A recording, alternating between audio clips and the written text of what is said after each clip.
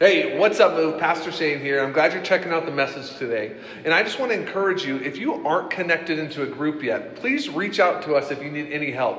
Groups is like the best way during this season we can stay connected in community. So reach out to us on Instagram, and we'd love just to help get you connected with your age group to talk through these messages and just keep diving into community every week.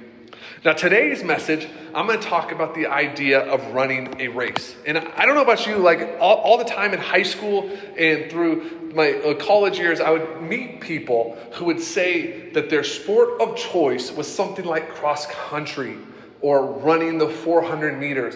And for me, it was so crazy to me because I hate running.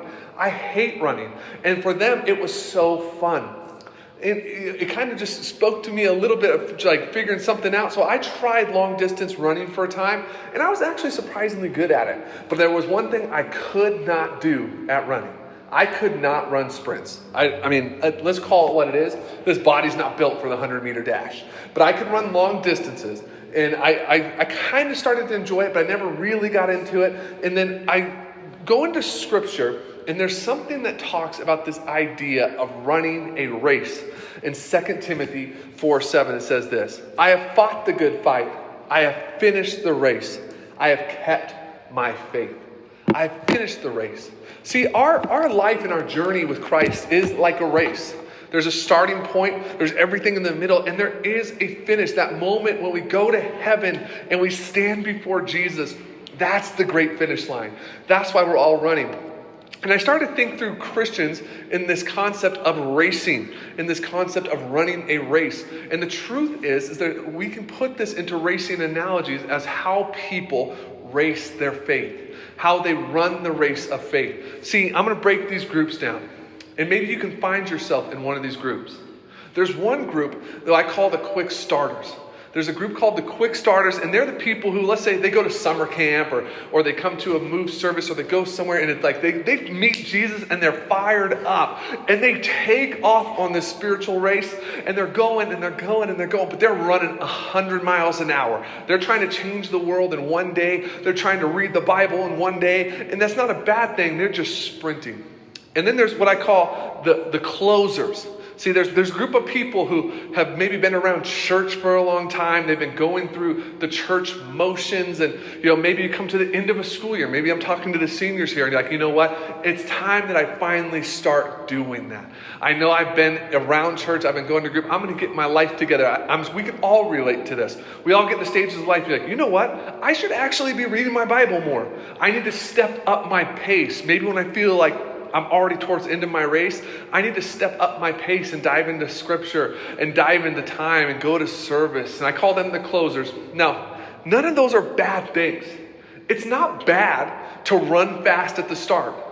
It's not bad to get your act together after you've been running for a while and do better in your spiritual disciplines, in your relationship with Christ. Those aren't bad things. But I think we were designed to run a race that was consistent, that was consistently paced. See, what happens to a lot of times to the fast starters is they go. And we've all seen it. We've all seen them around. We're like, man, that person is on fire for Jesus. But then it seems like a week goes by and we don't see him anymore. They might have went too fast and tried to do too much too quick. It didn't get plugged into community, didn't get the roots dug in.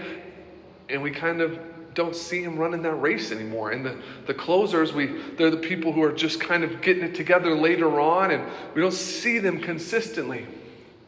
But the way we're designed to run this race called faith is to run at a consistent pace.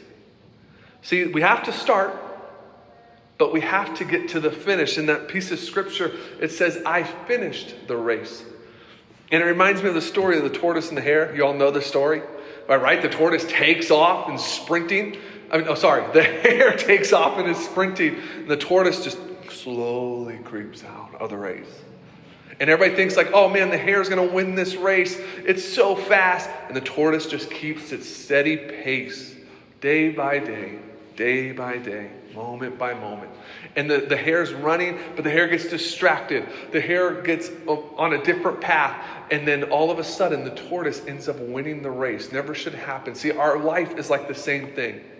A lot of times we think, I got to spark this thing off, and I just got to go, go, go, go, go. And we don't get our pace down. We don't get the motions down. See, it's not bad to say, I'm going to start doing daily devos. I'm going to start reading my Bible every day. But if you only do it for a season and not the whole race, you're not going to be able to make that finish. You're not going to win that race. The Christian faith is all about consistency, just keeping that pace. And like I said, I was a good long distance runner. If you would have saw me, you would have said, like, man, he's not moving very fast, and I wasn't. But I was able to keep a consistent pace. And I would start behind people. I would start in the back of the pack. And then eventually I'd find myself closer to the front.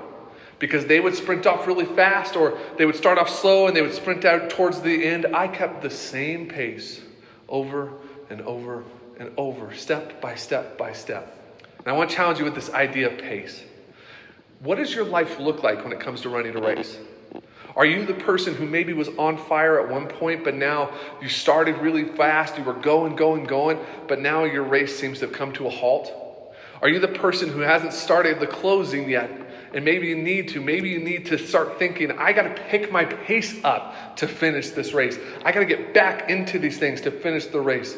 Maybe you're the person who's got that steady pace. Maybe you're doing daily devotions. Maybe you're daily praying and having a relationship with Christ. You're in your word daily. Maybe that's you, and I hope that's true. But I think there's a lot of people watching this right now. Let's be honest.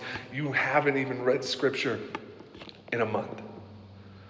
I'm just going to, there's some of you who haven't talked to God and just son or daughter to father in a long time. And your race has come to a halt. It's time to just get back up, get back on pace. So there's some easy steps you can do this. And we're going to post these on Instagram starting tomorrow. Is you can just start to daily pray. Just every day, take a moment to run the race of prayer and give some time just to communicate with God. Pray daily. Read your scripture daily. This thing right here is called a Bible. In here has all the keys to life to help us live the best life that we could possibly live. It's like in this instruction manual to having a blessed life and a fun life and a happy life. But for some reason, we don't open up our instruction manual. Pray daily. Read scripture daily. And the third thing about running a race and keeping consistent pace is you need accountability. You need to be in community. You need to be around people who are trying to run the race at the same speed as you. Because you've heard me say this before about the yoke of an oxen. We've heard that parable before, and how the yoke went over the two oxen. And what this design was designed to do was to help the oxen make the field and plant the flowers and plant the corn. But if one oxen walked too fast or one walked too slow, the yoke would break. See, your Christian faith race, this race that you're running, is sometimes stopped because you yoke yourself to people who are pulling you in the opposite direction. You got to be around people and be in life with people who are running the same race as you, that want the same goals as you, that want to cross the line with you, not pull you back and change the direction you're going.